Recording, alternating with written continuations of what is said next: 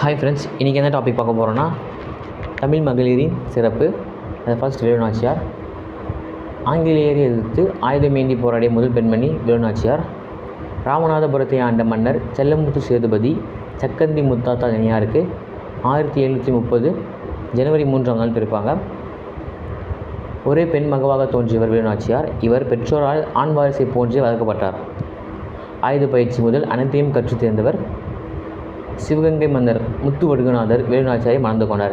இவங்களுக்கு 16வது வயதிலேயே திருமணம் செய்து வச்சுருவாங்க.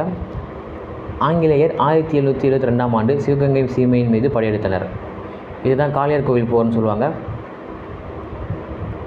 ஆங்கிலேயருக்கும் முத்துவடுகநாதருக்கும் இடையே போர் நடைபெற்றது. இதில் முத்துவடுகநாதர் மரணம் அடைந்துருவார். வேலுநாச்சியார் ஆங்கிலேயர் காப்பாற்றிக்கிறதுக்காக திண்டுக்கல் நாயக்கர்கிட்ட போயிட்டு தஞ்சம் புகுந்துடுவாங்க. 8 வருஷம் அங்கேயே இருப்பாங்க. 8 வருஷம் கழித்து பார்த்திங்கன்னா மைசூர் மன்னர் ஐதர் அலியை சந்தித்து ஆங்கிலேயரை எதிர்ப்பது குறித்து கலந்து பேசினார். அவருக்கு உதவ விரும்பிய ஐதர் அலி 5000 படை வீரர்களை அவருடன் அனுப்பினார்.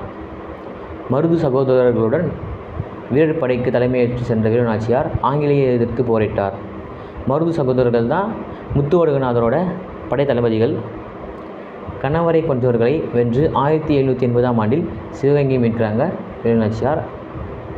அடுத்தது பார்க்க போகிறது யாருன்னா அஞ்சலை அம்மாள்.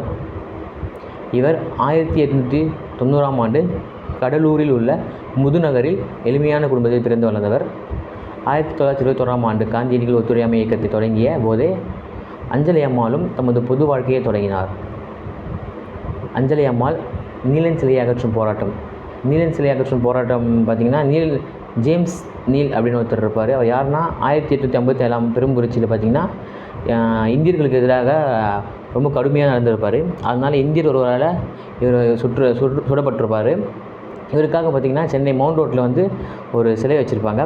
அதை அகற்றுவதற்காக தான் நீலன் சிலை அகற்றும் போராட்டம் நடத்தியிருப்பாங்க.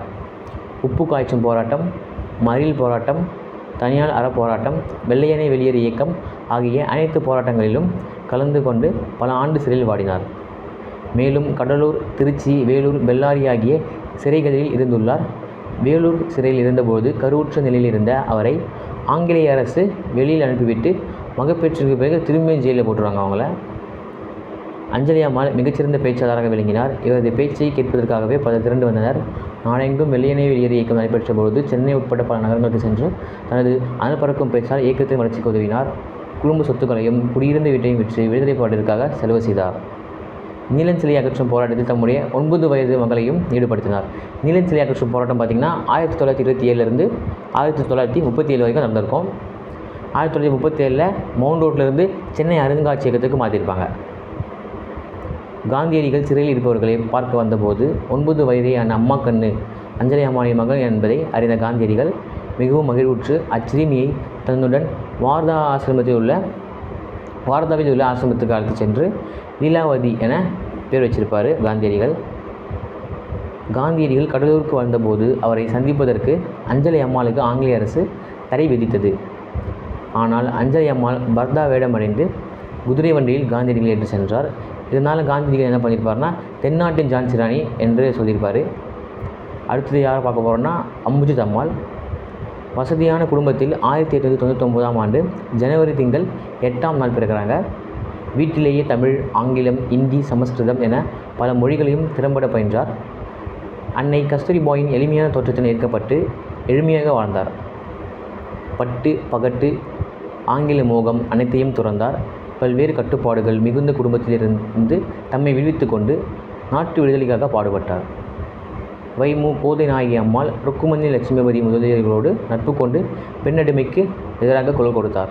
ருக்குமணி லட்சுமிபதி யாருன்னு பார்த்திங்கன்னா உப்பு சட்டத்தை மீறியதற்காக அபராதம் கட்டிய முதல் பெண்மணி இவங்க தான்.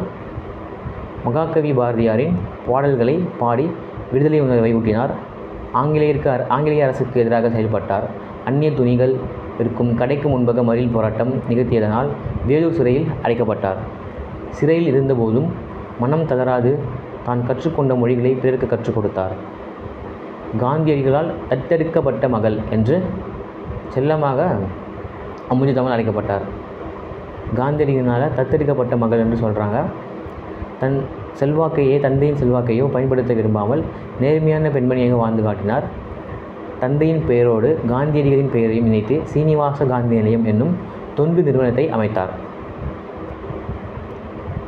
அம்புஜத் அம்மாள் தம் 70 ஆண்டு நினைவாக நான் கண்ட பாரதம் என்னும் நூல் எழுதுகிறாங்க.